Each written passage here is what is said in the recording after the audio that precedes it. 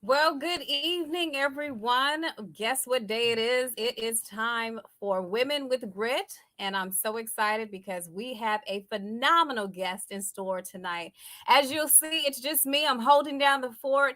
Lee will not be joining, but I'm sure you'll catch him in the chat function and also on the replays as well. But we are just so excited to have such a dynamic guest in store tonight. You guys are in for such a treat. We have Miss Sharon Reynolds actually joining us in just a bit. So go ahead, grab your favorite drink, maybe a snack. Tell someone that we're on, and go ahead and have a wonderful time. Without further ado, I would like to make sure that we thank all of our amazing sponsors for such a show as this, right? We would love to thank Lisa at MJC Insurance, and she can be reached at 615-873-1988 or Lisa at mjcins.com. Well, they will shop over 30 companies to get you the right homeowners, auto, workers' comp insurance as well. We would also like to thank Lauren at Moulette Investment Services for all of your benefit planning needs. You can reach her at 615-627-0968 or Lauren at mouletteinvestmentservices.com. And we would also like to thank Terrell Perry with also with Moulette Investment Services, and he can be reached at 615-627-0968 for all of your wealth planning, life insurance, and long-term care needs as well. And then we would also like to thank Vision Strategy Management, where we believe in just equipping your vision with the strategies that you need to succeed and to also thrive and be effective in life. Remember, today with Women with Grit, we just believe in really thanking all of the women who are doing amazing things in the community and around the world. And today we have such a phenomenal guest that I don't even want to belabor the point, but you have to know the magnitude of the giant that is in the room, this Sharon W. Reynolds. So I'm going to read her bio so that you get an opportunity to connect with her as well. As always, you have an opportunity. If you have any questions, so feel free to leave them in the chat function, and we will be sure to bring them up as we go throughout the day. So Sharon founded the Devmar, a family of companies on a dream and a mission. Devmar Products LLC embodies environmental initiatives that help you sustain our planet for generations to come. In 2007, Sharon Reynolds, the president and CEO, launched the company with an idea to distribute environmentally conscious products, green cleaning solutions, and pathogen remediation products. Sharon was named the advisory council for the Women Business Collective in Nashville. Sharon is also the founder of Devmar Global Healthcare Solutions, a distributor of human donor milk for at-risk infants at the NICU. Bryla J. Couture Clothier, designer inspired fashion for a purpose and for the fashion conscious woman. And Devmar Manufacturing, a facility that provides quality control oversight for its specialty products. As a serial entrepreneur, Sharon was recently named the top 20 in 2020 by Enterprising Women, the 2019 WBE Star by the Women's Business Enterprise National Council, or WeBank as we call it, and the 2019 Enterprising Woman of the Year Award by Enterprising Magazine. She recently received the 100 Black Men and Women Presidents Organization Women of Color Achievement Award and was honored with the Power Moves Award as Best Entrepreneur of the Year for 2018. She received honors for the 2018 Nashville Business 100 Leading Women and was awarded the MBE Magazine's WBE's Who Rock Award and the 2019 Cover Photo biographical story. Let me tell you, you guys are in for such a treat. And at this time, I would love to bring up to the stage Miss Sharon Reynolds. Hi, Sharon. Well, hello, Sherelle. Thank you so much for that introduction. And I'm so proud of you and Lee and what you're doing in our community, spotlighting women. And I'm really honored to be here. So thank you for that. Thank you. And thank you just for all of the amazing work that you continue to do in the community and just around the world. I mean, wow, just we're honored and humbled to have you on our stage as a woman with grit. Thank So, you. absolutely. So let's jump into it. Now we know that succeeding as an executive woman takes real grit. Can you tell our viewers what your story of grit is? Wow, grit. Okay, first of all, I'd like to say God comes first in my life. Family, of course, a close second. And I sincerely don't take no for an answer. It really is hard when I'm really trying the best that I can to build my businesses and I have a barrage of no. So when someone tells me no, ladies out there, it is really a sign for yes.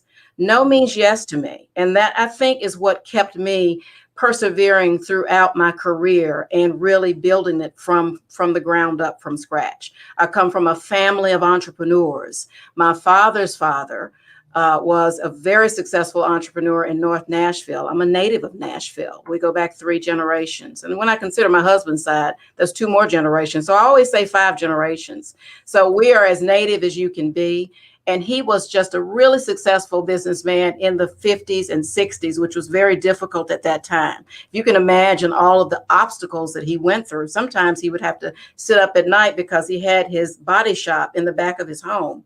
And he'd have to sit up to make sure that no one burned it down during those times when it was very difficult for Blacks to own businesses. So they lived a middle class life. And so I grew up seeing how hard he worked. And as a young girl, I could see the stress that was associated with it. He tried not to show it, but I saw it. And I saw it from my uncles and my father. So that gave me the internal grit, as we say, to not take no for an answer and to be the best entrepreneur that I could be when I became one early on, about 20 plus years ago.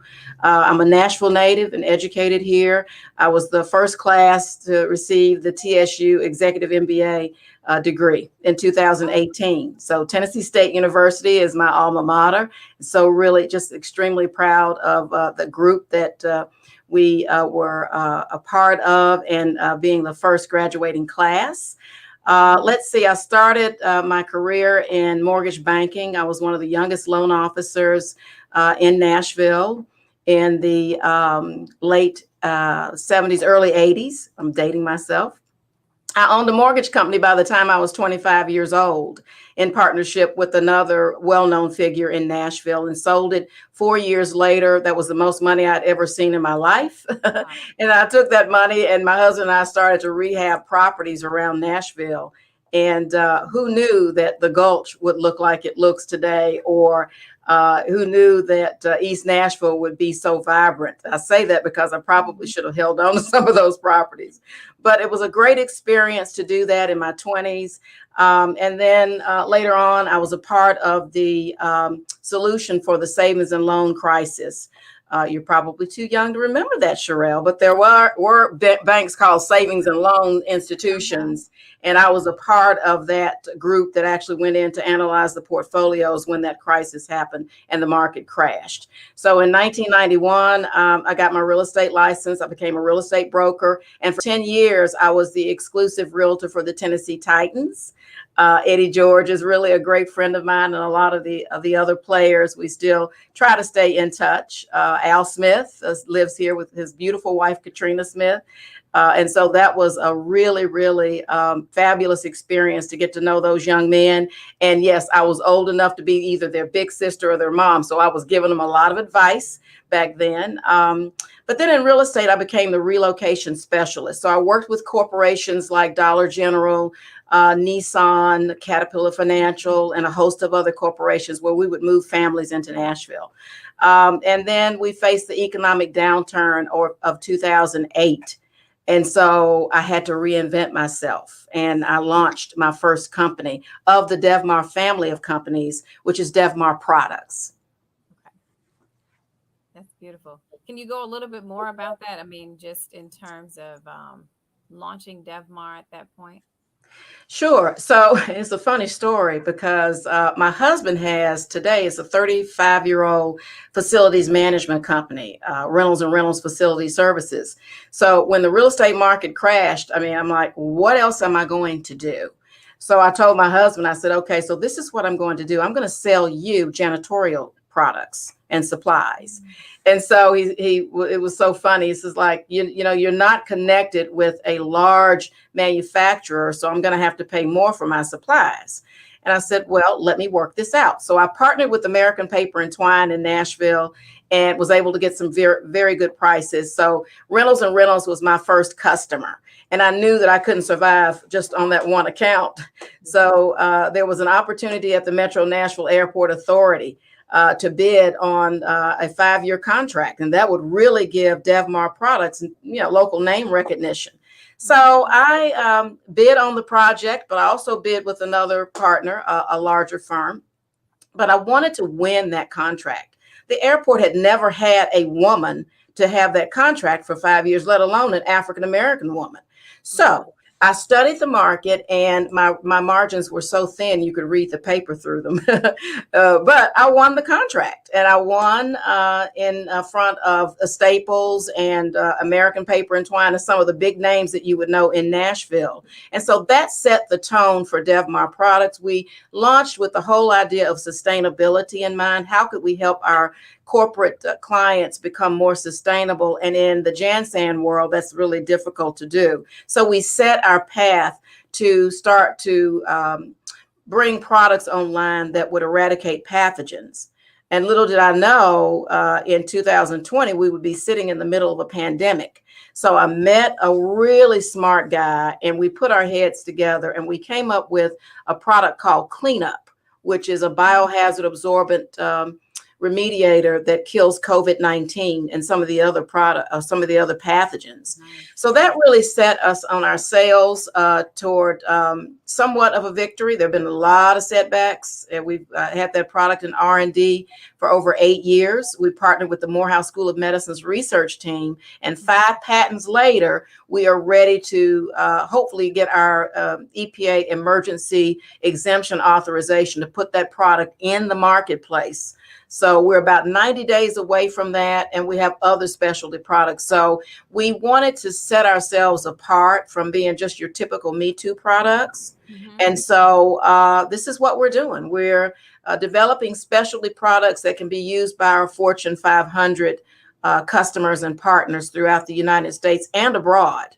So we're just really getting started with DevMar Products.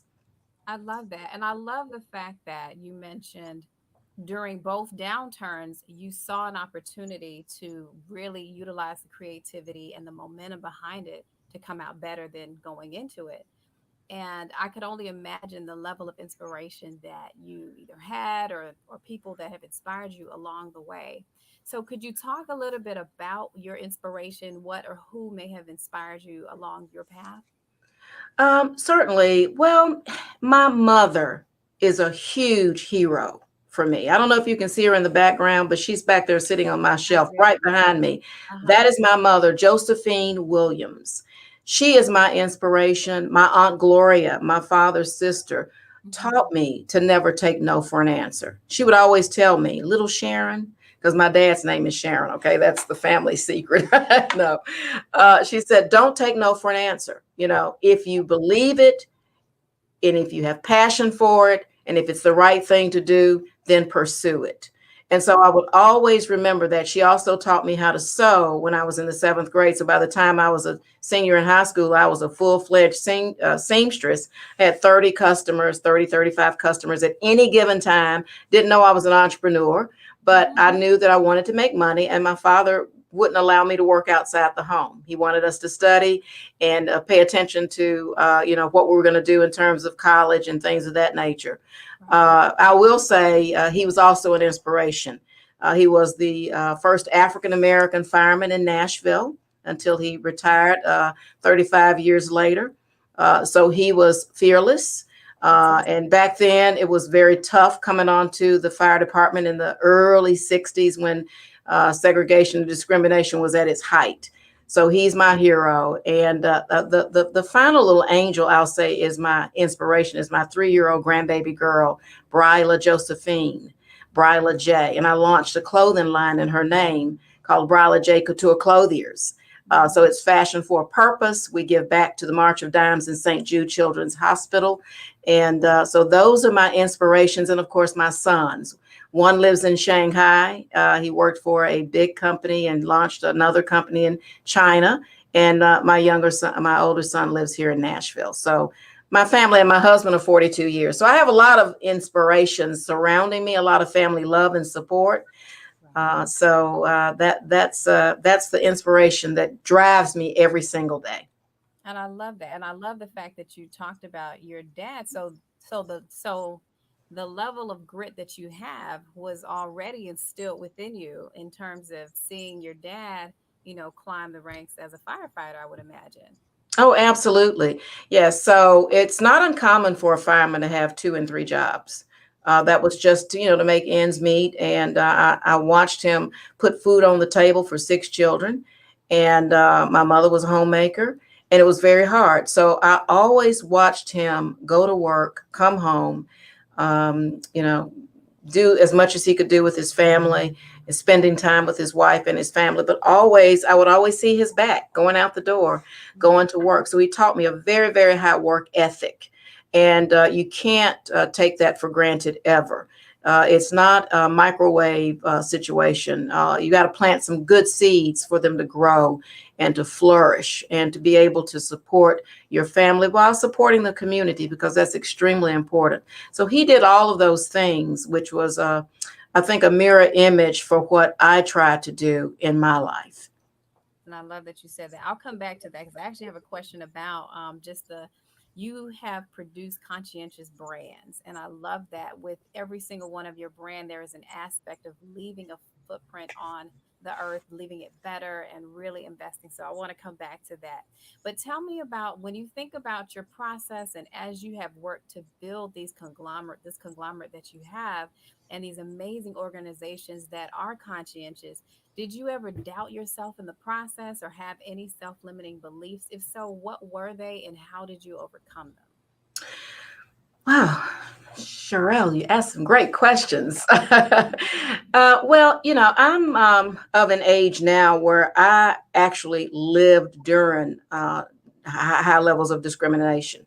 I'm so glad that a lot of the conversations are taking place right now to thwart a lot of that, to really bring it forth to the table so that the generations that are coming behind me won't have to have it so hard. Right. But when I was 21 years old, I was a mortgage banker, and there weren't many women who looked like me in the bank, particularly African American women. And so it was a hostile work environment, to say the least. Mm-hmm. But you know what? I continued, I persevered. I knew that I would go through those challenges. My mother warned me, my aunt Gloria, my father. It was almost like it was just normal. So how did you get through normalcy? Well, you came out fighting. You fought, and they didn't see you fighting, but you were fighting every single day. Why and how I did it was that I always would arrive to work very early.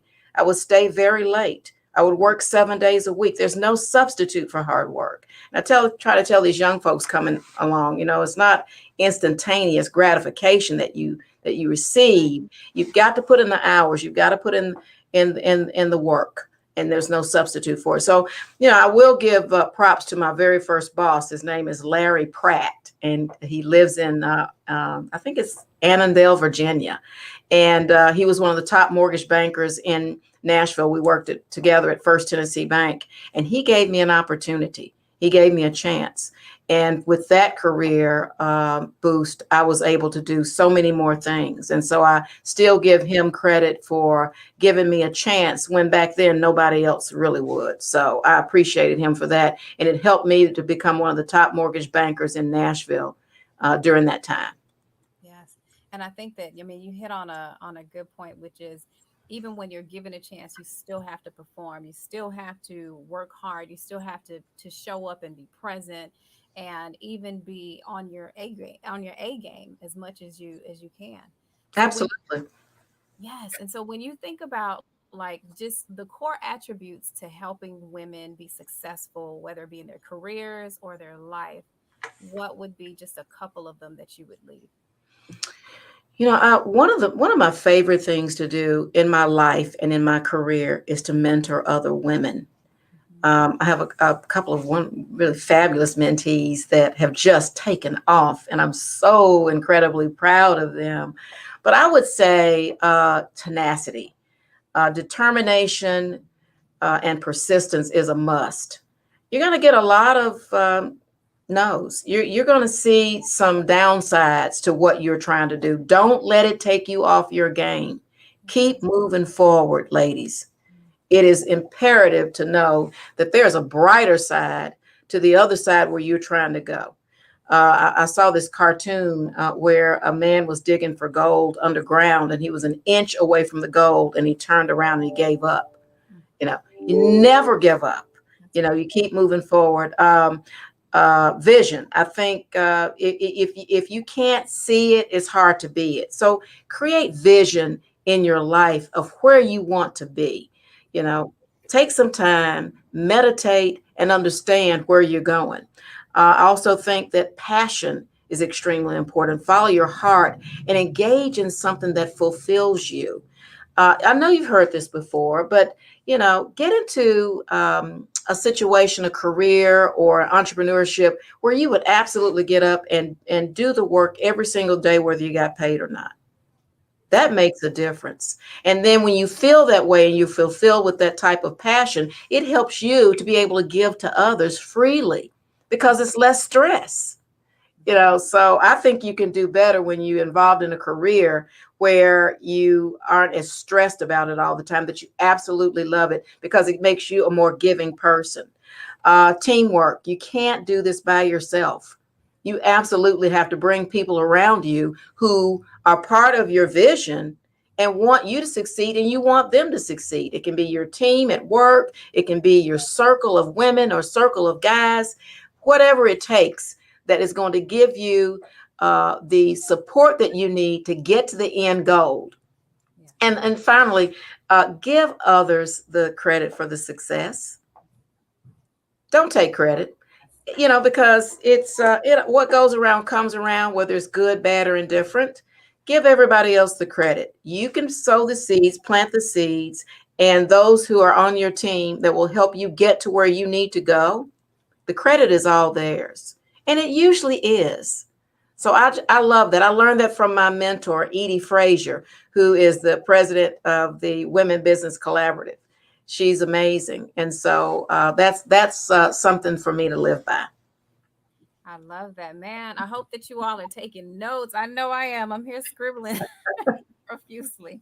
Yes, some of the key ones that stood out to me was about that tenacity and that determination and just being resilient and not settling for no, especially if you know that you're on purpose and you know that you're engaged in something that you're passionate about, to keep pushing and recognize that you will get to that goal if you don't turn around and if you don't turn back. So I love that you said that. Keep moving forward, right? Even when we come into to blocks, Sharon, I love to give the quote or the analogy that your bend is necessary for your bounce, or sometimes you have to regress in order to progress, right? Um, Right. and just the laws of motion are sometimes the opposites, but the key thing is that we keep going and that we keep pushing forward. So I love that you said that. Vision, another big one that you talked about, because without it you're just you're spinning in circles, or you will allow other people to define what is important to you instead of you creating the definition for yourself. So I love it. Those are just some of the ones that I captured. I'm gonna I'm gonna need to change the notes here in just a moment. Okay, so let's dig a little bit deeper. So when you think about and you can think about the entrepreneurial space or even corporate America, as a leader, what do you feel is missing in order to support women better? Sure. So I am so fortunate to be on the board of directors for the Women Business Collaborative. Mhm. It's an organization that is set forth to make sure that women can get to where they need and deserve to be in less than 70 years or 100 years or all these years that have to go back. For instance, I think there could be more support with CEO leadership and sponsorship of women in corporate America. The women in the C-suite need support. Where are they going to receive the support that they need to get to the next level? Corporations need to be really, really serious about that. I think we can see it in the wake of Black Lives Matter and what's going on with African Americans in the United States and all these other initiatives that are going on. Quite frankly, my phone rings quite a bit from Fortune 500 companies who would like to engage to do business with us. And so the time is now. It should have been a long time ago, but you know what? We take it when we can get it because we deserve to be here. We deserve the seat at the table. Women on boards, corporations can do so much better than that. There are women in the pipeline that deserve to be on corporate boards. There's some preparation that you have to do to get there, but it's attainable. But we have to have corporate ears and eyes open to be able to receive the talent. It's out there, and it's up to them to look for that particular talent. Women of color, and especially African American women, are showing some pretty good numbers in 2020, but we still have a long way to go. I think gender and pay parity, which is part of the 9 action initiatives I'm mentioning here for the Women Business Collaborative, can do much better in that area, but I think it's improving. And then the power of the DE&I, diversity, equity, and inclusion, is where corporations can really start to power down. And you're hearing a lot about DE&I. That acronym you didn't used to hear before. And I think corporations are really honing in on how they can be better, do better. And you think about it, women are the decision makers oftentimes in their families. And so corporations who bring that forth as part of their core value system within their organizations will certainly get, I think, more attention. Women in technology, we've got some smart women out there, and I think these corporations really need to understand that we are here to stay, and that we should be given opportunities like any of our male counterparts. So women in the pipeline are there. They need to be identified as such and to be placed in all these areas that I just named. And I think that's where corporations can continue to do better. We're not going to spike the ball at the 1 yard line. I don't play sports, so I hope I said that right. But we can't get in there and start talking about our victories too early, because we've got a long way to go. So women have we have a long way to go to get to where women need to be, and then to get where women of color need to be, but in particular, African American women. Mm-hmm.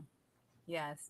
And I love that. One of the things that you hit on, the DE and I like to even take it a step further from diversity, equity, inclusion, and integration. And integration is where it becomes a part of the culture and it becomes a part of the way an organization exists. And so I love the fact when you talked about corporations being able to embed it as a part of their core values, because then it becomes an aspect of the organization and an understood or unwritten expectation. Mm-hmm.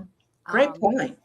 so I love that. And then the technology. So, woman in STEM over here, I'm always excited about, seeing more of us in the room because I can't tell you from the time that I started my career, I have just sadly become accustomed to being usually one or few or the only or the youngest in the Sure. room. And I think that, the more that we're able to help that pipeline, especially with women, which, just coming from example, occurs when when women see other women in organizations thriving and in positions of leadership, that inspires and encourages them to get involved as well. So you hit on some major points for corporations. So if Mhm. anyone's listening who is a part of a decision maker in corporations, definitely sponge on the points that Sharon is putting out, because this is how we move the needle and this is how we can definitely make some change for the next generation. So Wow, this is phenomenal. This is extremely Sharon. This is such an amazing conversation. So thank you. I want to give you a minute to grab some water. So I'll pull you back just so we can thank our sponsors here, and I'll bring you back up in just a second. Thank you, Sherelle. You're welcome. Awesome. Well, if you guys are just tuning in, you are joining in to Miss Sharon Reynolds, and hopefully you have not missed the first half of our amazing show. I mean, just a wealth of knowledge. I mean, she's really dropping a lot of nuggets. So hopefully you are taking notes. Feel free to leave any questions that you have in the chat function, and I will be sure to bring them up so that we can engage our guests. And as you see again, Lee is not here, but he's in the comments. Hey, Lee, share, and I'll bring her back up so that you can say hello as well. But he's definitely tuning in, had some business and things to attain to. So we want to make sure that we support, of course, in any way and aspect. But we'll still have fun while I'm holding down the fort. So if you guys have any questions, feel free to leave them in the chat function, and I will be sure to bring those up as well. And if you have any questions again for Lee, he's there, so he will respond at his availability. But let me go ahead and thank our sponsors. We want to make sure that we thank Lisa at MJC Insurance, where she will shop over 30 companies to get you the right homeowners, auto, as well as workers' comp. And she can be reached at 615-873-1988 or Lisa at mjcins.com. You can also thank Lauren at Moulette Investment Services, where she will shop for all of your benefits planning needs, 401k, disability, medical, as well as dental. And she can be reached at 615-627-0968 or Lauren at MouletteInvestmentServices.com. Mr. Terrell Perry, and he can be reached at Terrell at MouletteInvestmentServices.com for all of your wealth planning, life insurance, as well as long-term care. And hopefully, especially with everything that's going on with COVID, you want to make sure that you are in a great position, not only for yourself, but for your family. Be sure to reach him at 615-627-0968. Then, of course, Vision Strategy Management, where we believe in equipping your vision with the strategies that you need to succeed. And in today's day and age, just simply put, we believe in helping you make execution easy for your business.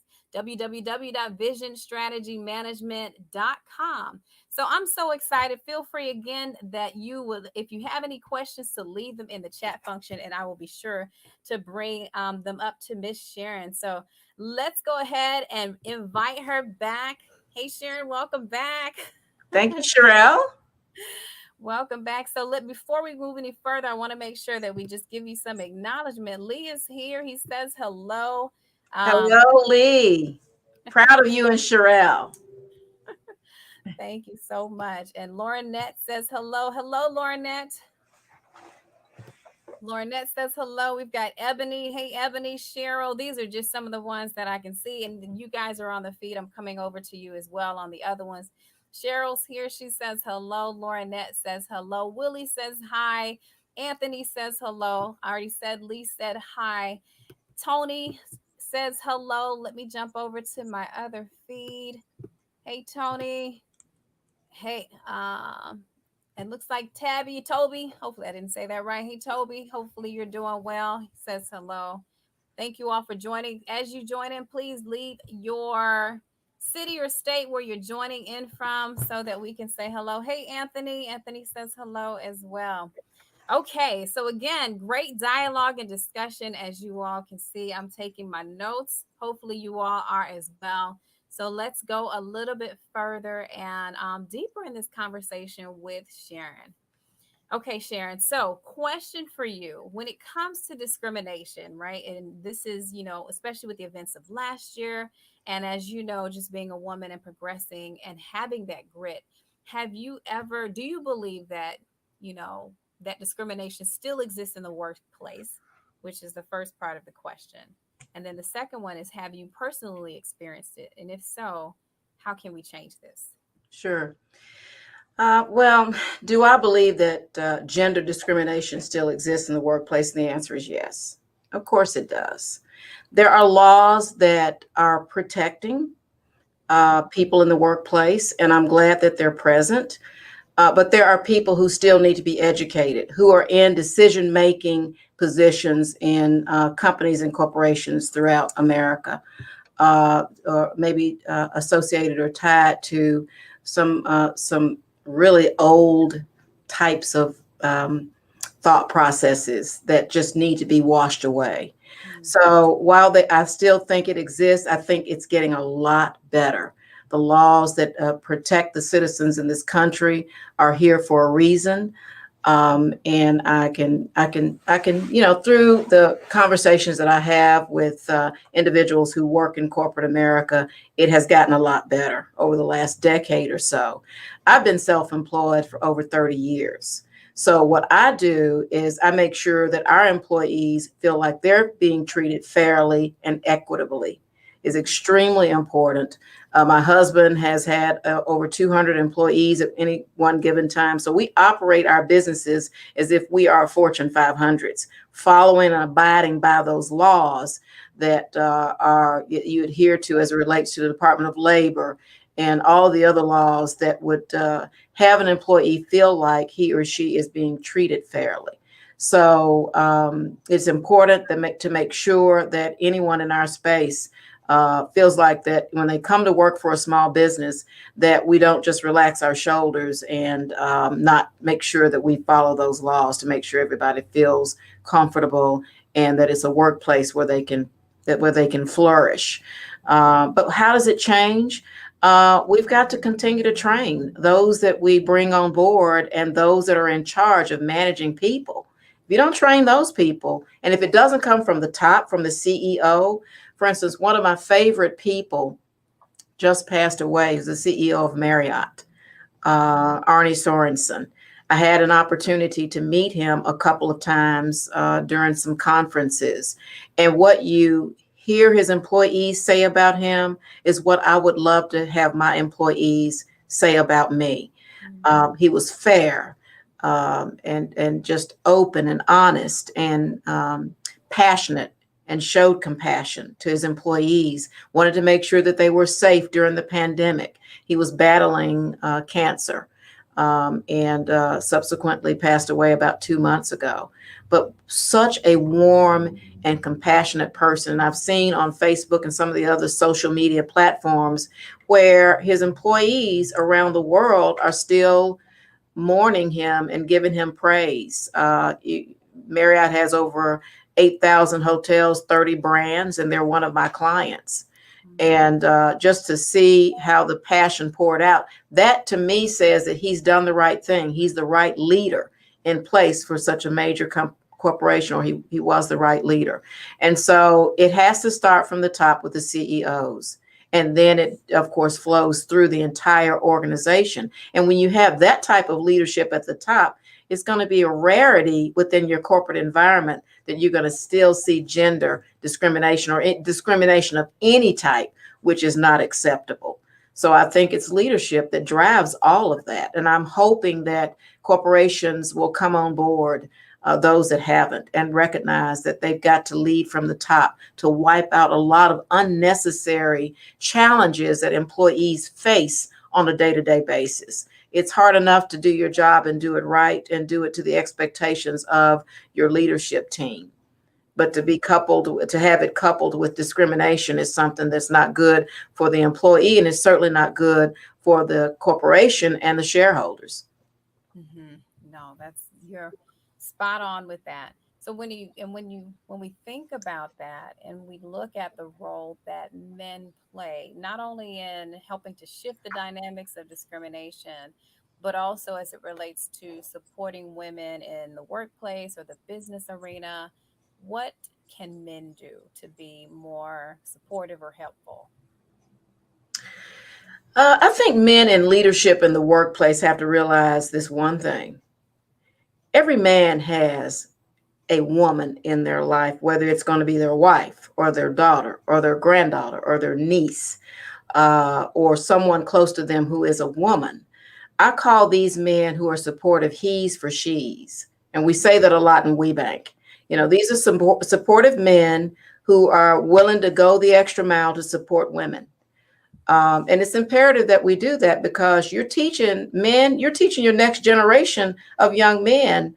They lead by example, or you lead by example, and you're teaching the next generation of young men who will be in entrepreneurship or the corporate environment, how to treat women. So there's a level of equality that has to be there all the time. There's no separatism. You know, we women can do any job that a man can do, period, Mhm. and vice versa. You know, it's I think it's all about equality. So I think supportive women coming through the pipeline, making sure that there's a woman at the seat at the table. There has a seat at the table. That now the states of California and Illinois have passed a law that if you don't have a woman on your board, there's certain privileges that your company will not experience. And also, I think NASDAQ has brought about a law to change that says that if you don't have a certain percentage of women on your board, that you know there are some consequences there that will derail your corporation. So, and especially women of color. So now the laws are changing. I think the city where we exist in Tennessee, we can do a whole lot better. We've got a long way to go. Like I said, I mean, I come from experience. I've many generations in this city as an entrepreneur, building my career, raising our family, having my mother and father and seeing the challenges that they went through and so on. So yeah, we've come a long way, but in order to be the it city for everybody, we have to put forth an effort to be the it city for all nationalities who live in this city, in Nashville, and in the state of Tennessee. There are some laws that definitely need to change. So how can men support women? Men who are in leadership roles in the state of Tennessee, I'm just going to talk about my own state, can make some changes, can make a difference in the lives of women that they touch. You have a woman in your life, then you're the woman in your life is subjected to the same narrow issues that we continue to go through as women to try to get to the table. So if you're a man and you're in a position to change the laws that will positively impact women, then get with it. What are you waiting on? Is what I say. Awesome. So finding the right he's for she's. I love That's that. right. I love that. Okay. Lee would be remiss if I did not ask this question, which is when it comes to the men in your life, how have they supported or championed your success?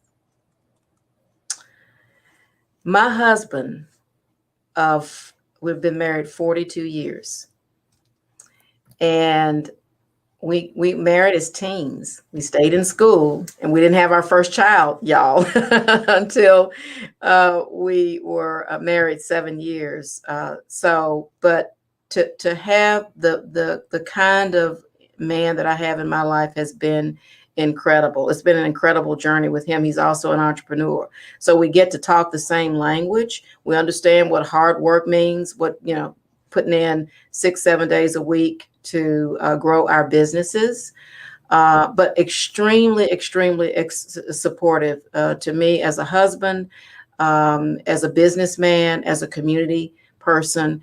And really, quite frankly, ladies, as a man who knows how to treat a woman. And that's extremely important. I did not have to go through the struggles of divorce and of being mistreated or all those things sometimes, unfortunately, that women have to go through. He's always been a solid rock in my life. And now that I have grown sons, one lives in Shanghai who has launched his own businesses. And the other one, DeMarco, lives here in Nashville with us, who have grown up to be just like their dad, mirror images of how to treat a woman and making sure that they're very, very supportive to their community. And of course, to my older son, to his daughter, my grandbaby girl, Bryla Josephine. So the men in my life have been extremely supportive. I could not have done it without them. But then I've also had some male figures who are mentors in my life, and has been very rewarding to where I am in my career today. I love that. So then if you were given, as you think about that, the ears to all of the industry leaders around the world, and you had one or two messages that you would send to them, what would that message be?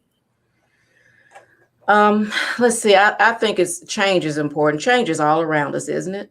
Hmm. And we never knew 2020 would look like it looks, and what a difference it has made. We never knew that a former administration would put this country on its heels, and what a difference it has made. I think it would be a message of change. As the old adage goes, be the change that you want to see in the world. And I say, if it's positive, live it. If it's positive, breathe it, speak it, and set it as an example. My one of my favorite quotes by James Baldwin is, "Not everything that is faced can be changed, but nothing can be changed until it is faced." Love that. So I think change is imminent, and embrace change, and make sure that change is positive so that it makes a positive impact on our communities, and the people that we interact with. Yes, I love that. If it is positive, speak it. If it's positive, be it. It's about being the change. And you have so many conscientious companies. I want to come back to that. So, but I want to make sure that I get an opportunity to answer or ask all of the questions that are coming in from our audience. So, Ebony Wallace would like to know. She said, Miss Reynolds, what additional advice would you give to a young lady that is getting into entrepreneurship today, since things are so different from when you started out? What do you now know that could have been useful back then? Oh, wow, Ebony, that's such a great question. I would say early on in my career, I probably should have sought out mentorship earlier, to have a mentor in my life, maybe a couple of them for a couple of reasons. One would have been to further my career, and then another mentor would just be to give me advice as a woman. As a woman in business, and some of the obstacles that perhaps my mentor may have faced that could have helped me avoid the pitfalls. So I would say mentorship early is extremely important as you're looking to become an entrepreneur. That work ethic is something you just really can't do without. Prepare to work some really long hours, but it's worth it. It is absolutely worth it. Do your homework in your industry. Understand who your competitors are. Extremely important.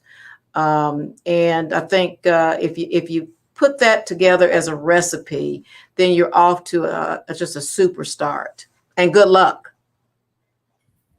Yes, especially when it comes to it. Um, okay, you've got another question that came up. Sharonda Scott says, "What are some tips or nuggets to women who are starting later in their lives to get into the right positions to start entrepreneurship, i.e., going from the 9 to 5 to self-employment?" That's another great question. And let me just say, it's never too late. It's if it's your passion, do it. I was just looking at a segment on, I think it was News Channel 5 this morning, where a woman in her late 50s finally went to get her law degree. She had children that she was raising, and she had some minor setbacks, and she took the bar test 2 or 3 times and finally passed it. It's never too late. I went back to school to get my executive MBA because I wanted to learn more about how to work in the international markets. And I graduated in 2018, and I'm set to get my PhD in about 2.5 years. So it's never too late. If it's your passion, do it. Life is a journey, and let that be part of your journey. Hmm. I love that. So it's never too late to get started on your purpose or your vision or your passion. I have a question for you, which is when it comes to, because you have done an amazing job with producing conscientious brands and companies. What would you say has been the driving force behind that for you? Um, I really do believe in the statement, too much is given, much is required. Hmm. Seriously, it is as long as I am blessed with good health and a good mind, and I've been so blessed to have a wonderful family, great sons. They could not have been more of a pleasure to raise than they were. We never had any trouble out of our children.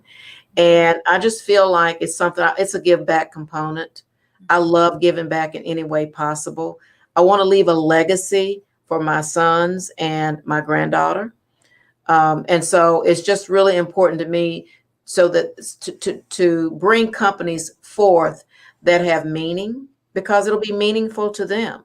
Devmar Products will make sure that we don't harm the environment with our specialty products, that don't leach in landfills, a cradle to grave approach in sustainability. Devmar Global Healthcare Solutions provides commercially sterilized human donor breast milk to micropreemie and premature infants in NICUs across the United States. I partner with a company out of Portland, Oregon called NICU, ni-q.com is their site. So it's liquid gold. And premature babies or babies at risk cannot drink cow's milk, or bovine as it's called, or they develop a disease called necrotitis enterocolitis, NEC for short. So we have to make sure that mom's milk is available. So we partner with the American Red Cross and we make sure that's available. Testing, it's a long process, but babies get mom's milk when mom can't. NICU can, and Devmar Global Healthcare Solutions is a part of that. Briley J. Couture Clothiers donates part of its proceeds to March of Dimes in St. Jude because my grandbaby was born prematurely. We almost lost her, and she survived. We almost lost my daughter-in-law. They both survived. And so when I went to Shanghai to visit our son, my husband and I, we came back and we launched the clothing line, or I did, off of the clothes that I designed in Shanghai. And so it meant so much. And I was so grateful to God that she lived, that that was the inspiration there. And then Devmar Manufacturing will be the overseer to make sure that those products are quality controlled and make sure that they do what they say they're going to do when we're subject to EPA and FDA regulatory compliance laws. Yes. I love that. And I love the fact that, I mean, because you're hitting on, and I mean, like when it comes to your inspiration, it speaks to me. And it speaks to the fact that, when it comes to business, it's not always about the profit, it's about the purpose, right? And the Mhm. profit is a part of the purpose. And so I love the fact that you're hitting on that because it connects everything that you're doing to a greater cause. Not only that, but you're sowing seeds and really planting into future generations with the businesses and the things that you're doing. So I salute you and thank you so much for all that you are doing. It's just, I mean, like I'm humbled. I mean, truly Oh, humbled.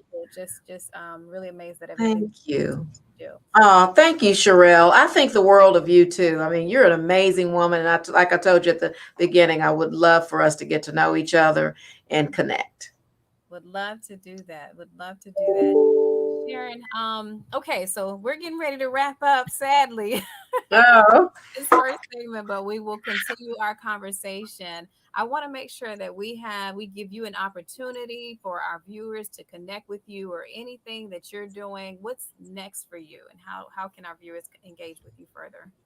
I do have a social media platform, and I don't know all those addresses, but Devmar Products, we can maybe put it in the chat so that they can see it if at all possible. We did launch a company called the Collaborative Workplace Readiness Solutions with another partner of mine, and we helped our corporate clients get the necessary PPE that they needed. We have another product that protects surfaces, and that's coming next. So it's cleaning and disinfecting, but what do you do after that with the surface? We protect it with an antimicrobial that protects the surfaces against pathogens for up to 30 to 90 days, depending on the surface. So I'm a germaphobe naturally. I don't know if I said that or not, but this is right up my alley. I would do this whether I got paid or not, because I absolutely love to make sure that surfaces are clean and that protect our workplaces and workspaces and schools and the like. So I don't know. I dream of these ideas. I love what I do.